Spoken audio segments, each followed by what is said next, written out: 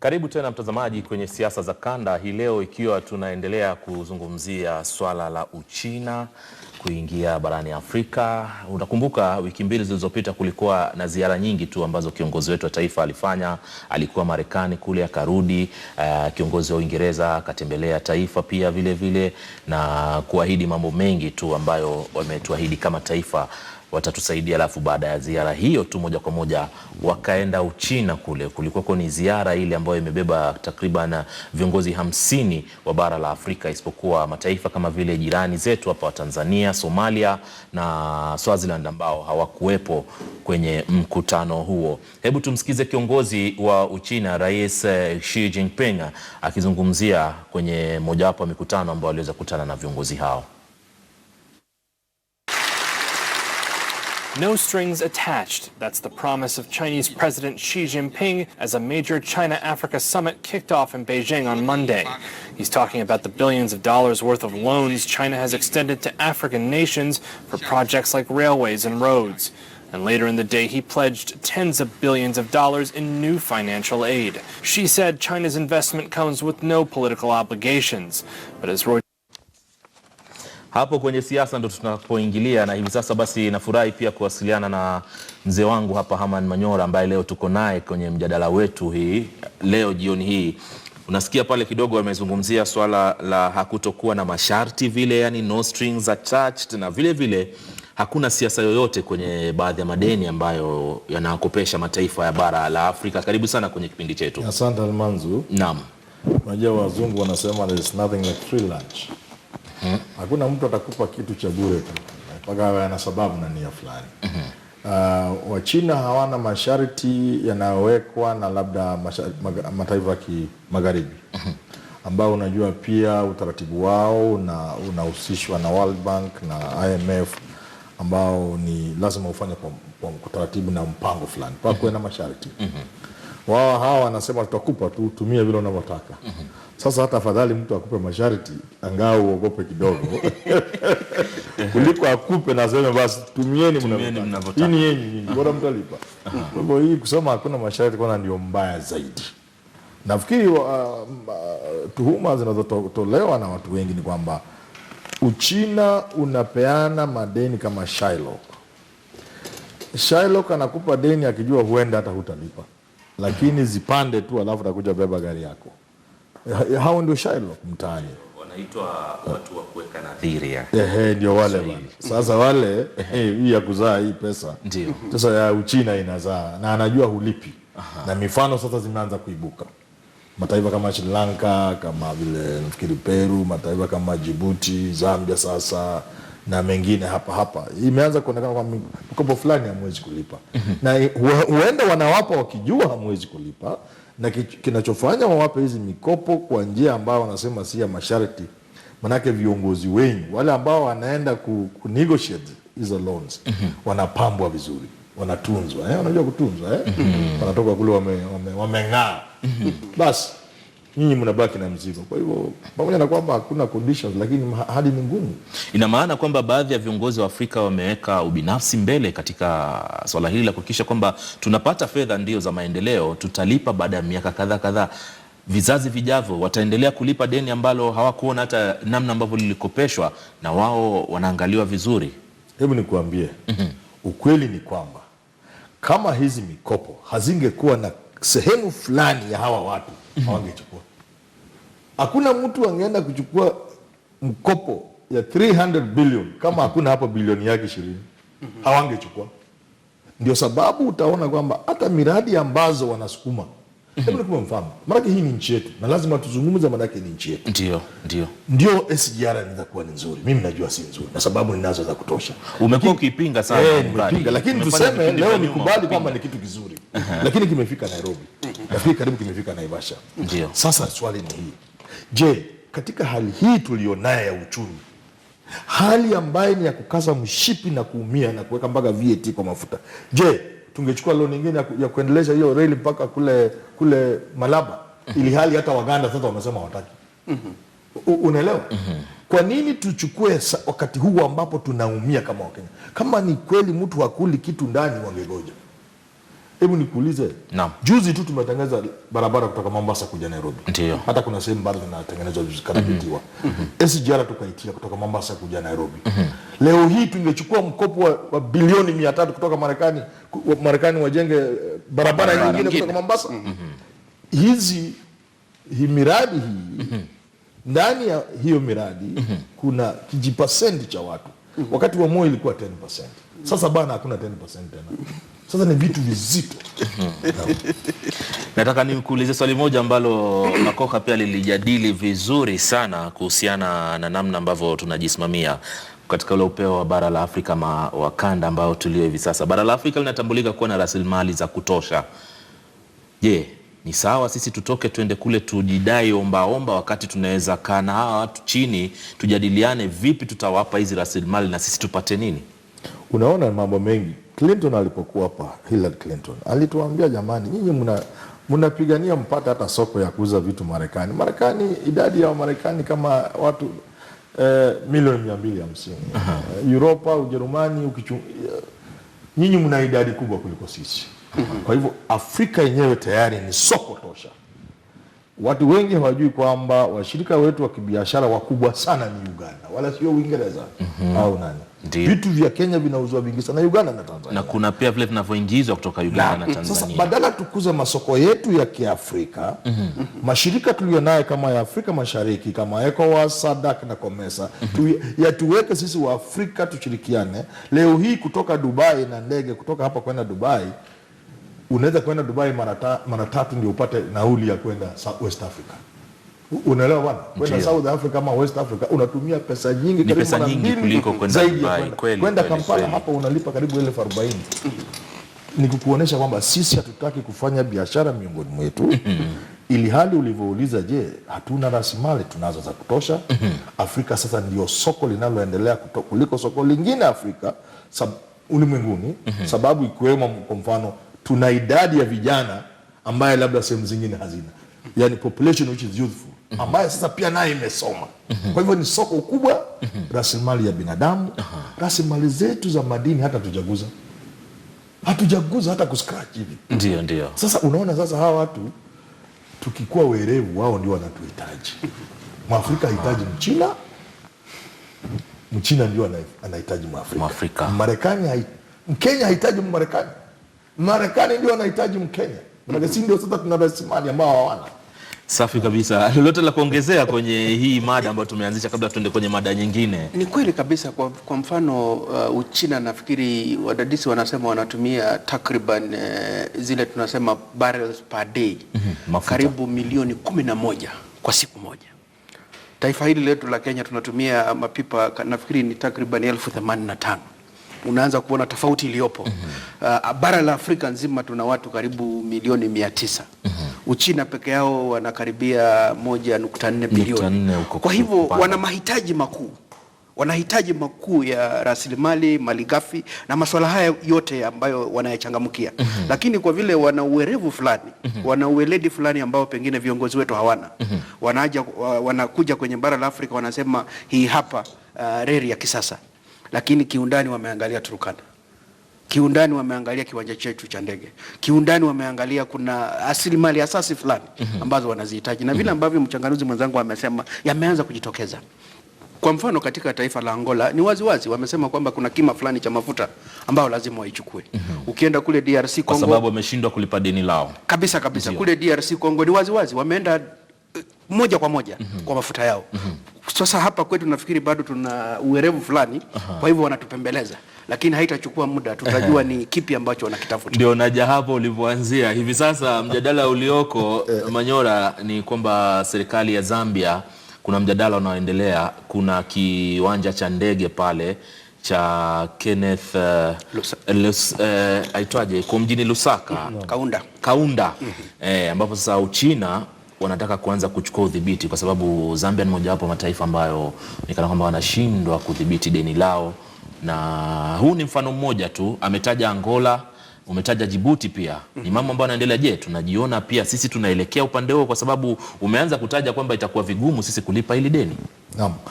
Mfano ambao ni wa rais sana ni SGR. Hii reli tunajenga hii. Ndani ya mkataba wa hiyo reli ni kwamba ni lazima reli yenyewe ijilipe.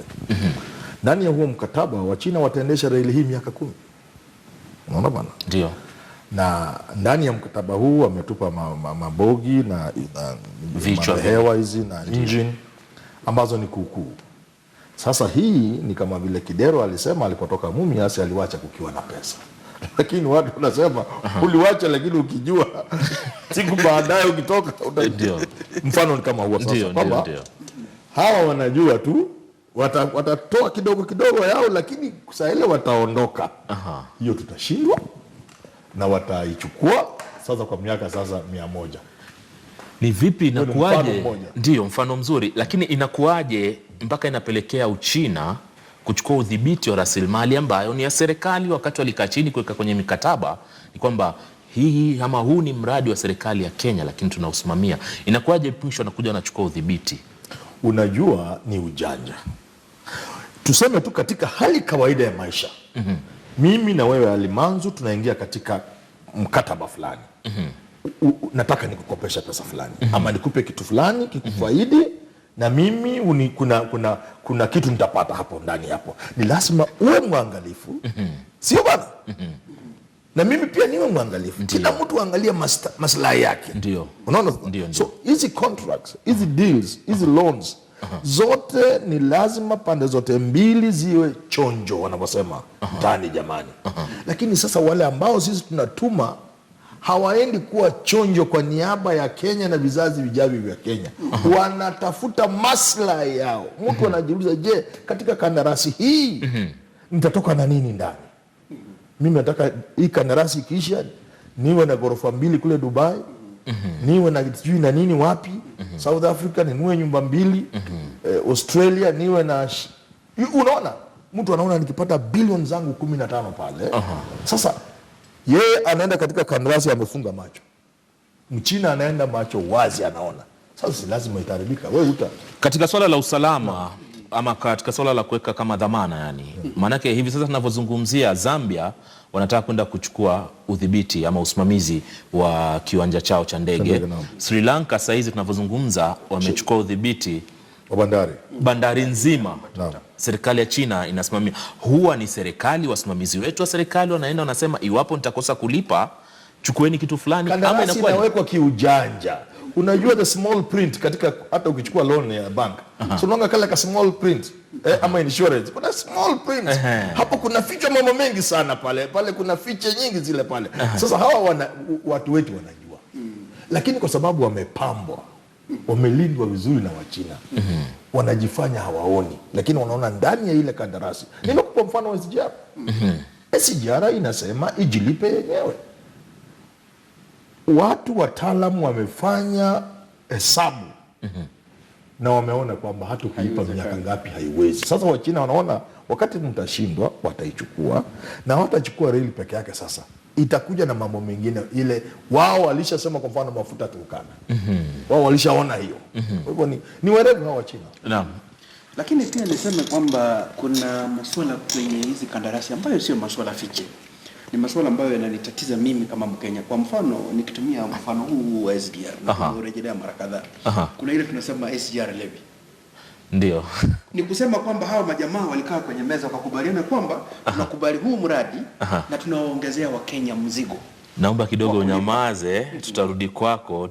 Tunakubadilishia tu microphone kidogo, ni kama imekosa. Lakini mzee Manyora, nataka nikuhusishe kwenye swala lingine. Kwa nini unadhani Afrika hivi sasa imekuwa kinyume na desturi? Miaka ya nyuma tukiwa mara nyingi ulikuwa unakuta misaada inatoka sehemu kama ni mataifa kutoka Europa kule, sio sehemu ipo, lakini kwa kiwango cha chini. Marekani. Kwa nini tumegeukia sasa ni kama bara la Afrika zima sasa linaangalia upande wa mashariki? Unajua ni ulimwengu ulianza kubadilika pindi tu ile Berlin Wall, ukuta wa Berlin ulivyovunjwa. Na vita vilivyoko vya ile Cold War baina ya mataifa ya kimagharibi na mataifa ya kimashariki karibu mwaka 1990 pale 1990 ulimwengu ulianza kubadilika. Ulianza 91 pale. Sasa hapo kuanzia 91 ulimwengu umeanza kubadilika. Kubadilika hivi sasa wale wazungu pia wakaanza Hapo awali kwa mfano Marekani ilikuwa hata Mobutu akikosa au Kenyatta au Moi, hawamuulizi, hawamuoneshi kidole cha lawama kwa sababu anawasaidia kupigana na Warusi.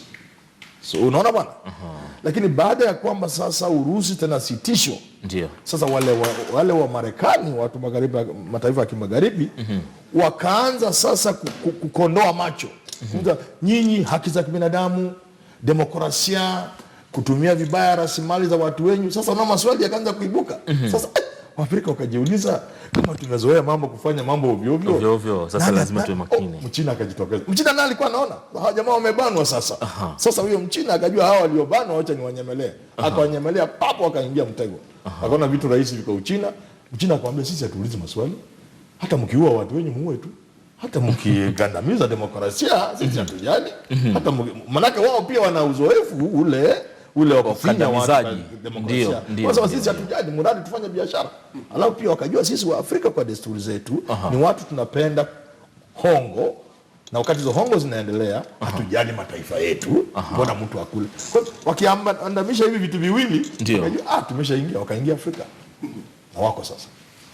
Makoha, lolote la kuongezea kuhusiana na hii swala kwamba mataifa mingi barani Afrika sasa tunaangalia mashariki. Tumeanza kuangalia mashariki na tunaachana sana na mataifa ambayo ilikuwa ni desturi wao kutusaidia, akiwemo mkoloni wetu. Na nirejelee swala la viongozi ambao tunawachagua. Nafikiri bado mimi inanishangaza, na nimeona haswa hata wakati rais alikuwa kule Marekani. Unaona kwamba wale waliandamana na rais wa Marekani walikuwa na vijitabu, wanachukua nakala ya masuala ambayo yanajadiliwa. Wenzetu walioondoka huku walikuwa wamezubaa tu. Wanakunywa chai. Wazuri wanajua kinachofanyika. Nafikiri shapu zaidi. Nafikiri hapo ndio tunategwa. Na inafaa viongozi wa bara la Afrika waelewe kwamba hii ni karata, huu ni mchezo. Kwa hivyo tukilala sekunde mbili tutapata kwamba tumenyang'anywa bara la Afrika hata kama ni letu. Tutakuwa tunaishi, lakini tunaishi kama watumwa.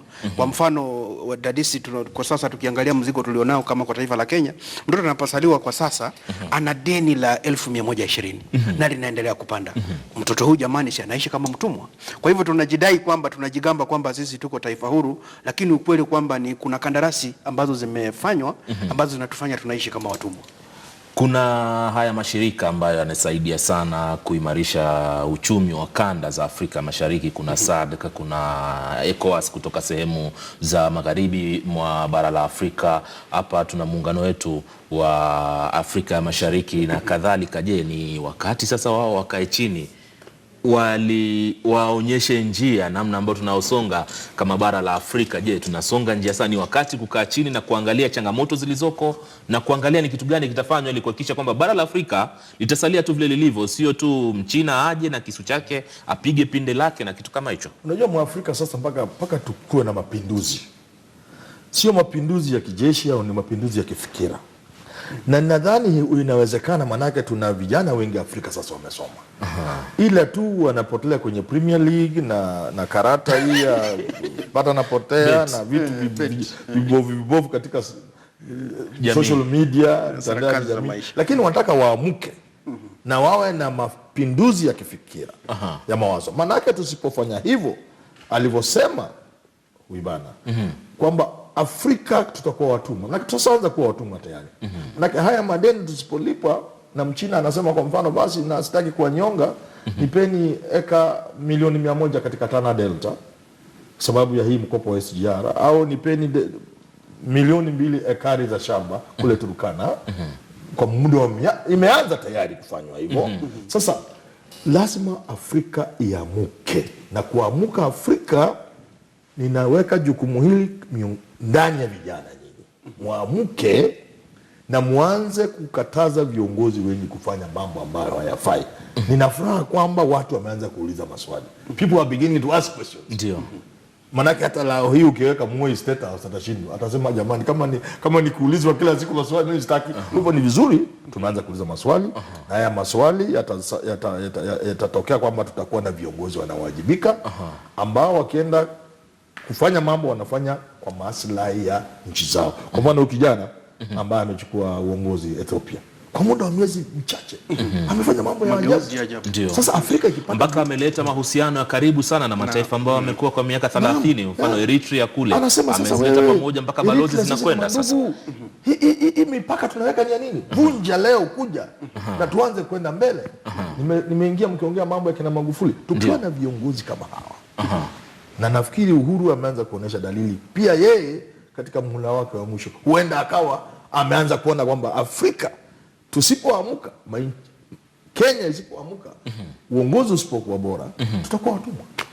Unasema kuhusiana na swala la vijana kupata mwamko na kadhalika. Unadhani viongozi tulionao hivi sasa wako tayari nao kuacha vijana? Angalia mfano mzuri tulionao hapa nchi jirani tu Uganda.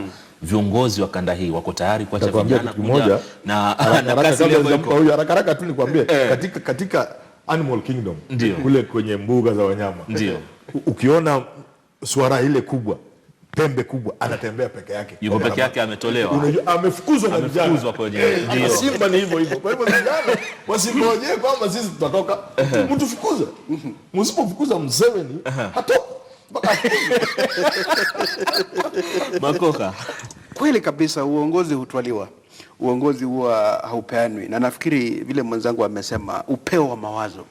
Nafikiri tunahitaji vijana wa kisasa wajikite katika kuelewa ile tulikuwa tunasema Pan-African movement.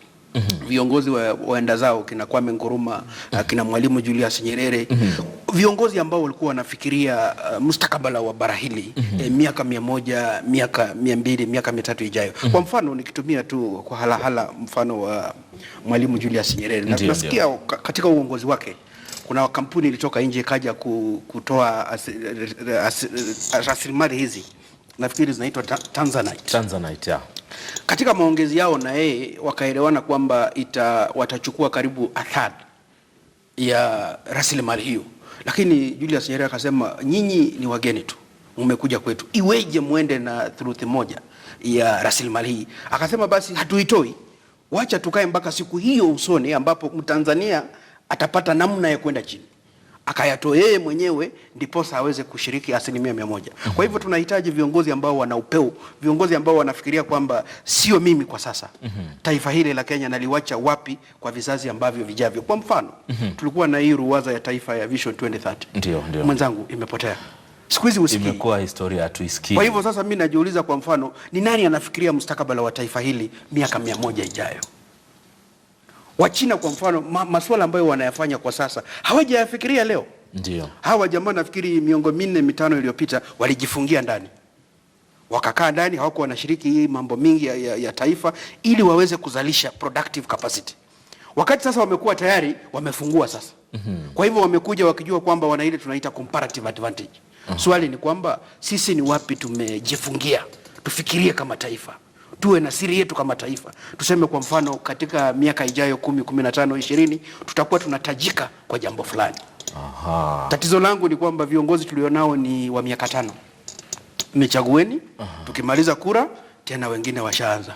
Nichagueni tena. Taifa hili ukiliangalia utashangaa pengine kura zafanywa kesho, na ile hali bado tuko na miaka 4. Ndio. Ndiposa tuelekee kwenye kura. Tunamalizia mahojiano yetu, naomba sana tupate mwelekeo hapa. Mzee wangu Manyora, tunaidhibiti hali vipi kama bara la Afrika, bara ambalo lina utajiri mkubwa sana wa rasilimali ambazo zingine unataja bado hatujaanza kuzishika na vitu kama hivyo, lakini unakuta kwa upande mwingine tunakumbwa na tishio la madeni ambayo yanaendelea kujilimbikiza tu kutokana na misaada ambayo tunaopewa kutoka kwa mataifa ya nje kwa kisingizio cha kuleta maendeleo. Ni ipi njia inayofaa ama inayostahili kufuatwa kwa sasa ili bara la Afrika lisonge vyema kabisa bila ya changamoto hizi ambazo tumezitaja, mfano Zambia, Angola, Djibouti na kadhalika? Unaona, matatizo mengi ni lazima watu wafikiri, baada ya kufikiria wajaribu wapate mbinu za lakini inaonekana sisi hatuko tayari wala kama hatuna uwezo wa kutatua matatizo yetu. Lakini kuna njia nyingine ya kutatua matatizo ambayo watu wengi labda hawajui. Matatizo yakiwa makubwa sana yenyewe hujitatua. Kivipi? Kitu kikiwa kibaya sana, kwa maana wizi kama huu ulio ndani ya Kenya, katika serikali ya Kenya, wizi huu ni wa kiasi ya kwamba wenyewe utaleta majibu yake. Na nyingine ni kwamba mfano wa kupata kiongozi katika Afrika ambaye unaweza kumtaja ni ngumu sana. Utapata Morocco, upate Ethiopia, sasa upate Tanzania, Botswana, na ukiendelea labda kuja Kenya kidogo, lakini hakuna. Je, Waafrika wataendelea kunyanyaswa na Wachina? Jibu ni la. Na ni kwa sababu gani? Mambo yanayofanyika Zambia leo, ndio mambo ambayo yanakuja kufanyika Kenya tusipochunga, itakuwa ni funzo kwa Afrika wengine. Itakuwa ni vigumu sana taifa lingine katika Afrika kuchukua mikopo namna Kenya ilivyochukua. Chunga kabisa. Hakuna. Tanzania wanajifunza kwetu. Kila mtu, sio Tanzania peke yake. Hii ni tisho na watu wameogopa. Itakuwa ni mfano mzuri, wacha tuumie, najua tutaumia kidogo, lakini kuumia kwetu hakutaenda bure. Manake Waafrika wenzetu watajifunza kutoka kwetu.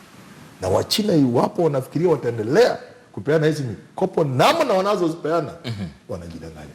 Ina maana pia itabidi tubadilishe baadhi ya sera zetu, kama kwa mfano za kibiashara ambazo tunazitumia kama sera za kimataifa. Tupende, tusipende. Unaona matatizo hii ya VAT ya mafuta imeleta mwamko mpya katika nchi hii ambao hujawahi kwako. Hasira walionayo watu sasa si hasira ya kawaida. Ndio, kweli. Kile kimebakia tu. Na vijana sasa wameanza kukasirika. Vijana wako wanasirika, walikuwa wanafanya tu mitandao, sasa wameanza kukasirika. Na mwisho hii hali isipodhibitiwa, na naogopa nachelea uende sikadhibitiwe, mambo iende inavyoenda, tuteremuke tuende vibaya, hata ukabila utaporomoka nchi. Watu wataungana, wataambia viongozi, bwana mmetudanganya siku nyingi mkitumia ukabila, sasa tumechoka, manake tunakufa na njaa. Baada ya asilimia 16 tulizungumza na wewe wakati mmoja hapa studio, ni kama imeleta jamii pamoja.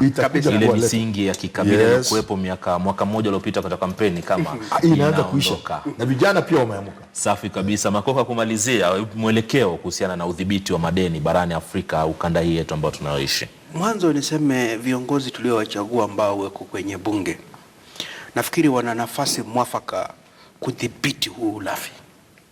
Inawabidi sasa waamuke na waweke kima, waseme kwamba, na nafikiri kuna mjumbe mmoja ambaye tayari amejitokeza, anasema kwa taifa kama Kenya haituhitaji tupite trilioni 6.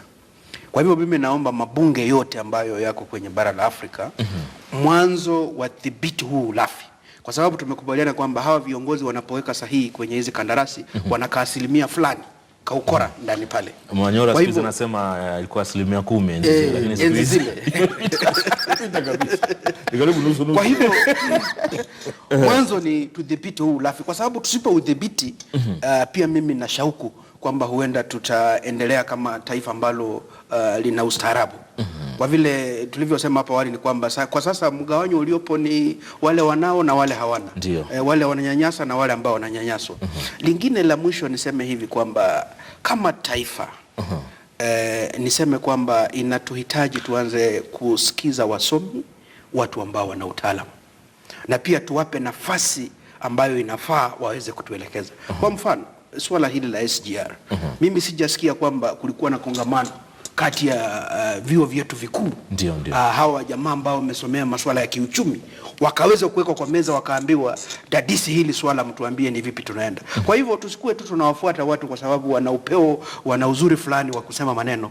Nafikiri wakati umefika tuanze kuwashirikisha wataalamu kabla tunaweka sahihi kwa hii maswala. Tunauliza wataalamu wanayachanganua kwa undani, ndiposa tufikirie mustakabala wa taifa letu kwa siku zijazo. Na wazia kitu kingine, labda nitakupatia dakika 2 unizungumzie. Kuna haja ya viongozi wa Afrika wenyewe kwanza kukaa chini pia kujiangalia tunasonga vipi, tumetoka wapi na wapi tunakoelekea.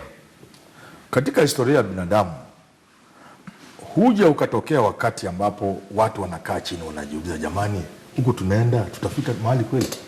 Nafikiri katika Afrika wakati huo umefika. Wakati Afrika umefika ambapo Waafrika kwa ujumla wao na viongozi wao watajiuliza, na nafikiri wakati huo umefika kabisa. Wataanza kujiuliza, kweli huku tunaenda ni wapi? Huku tunakosukumwa na wageni kama Wachina ni wapi huku?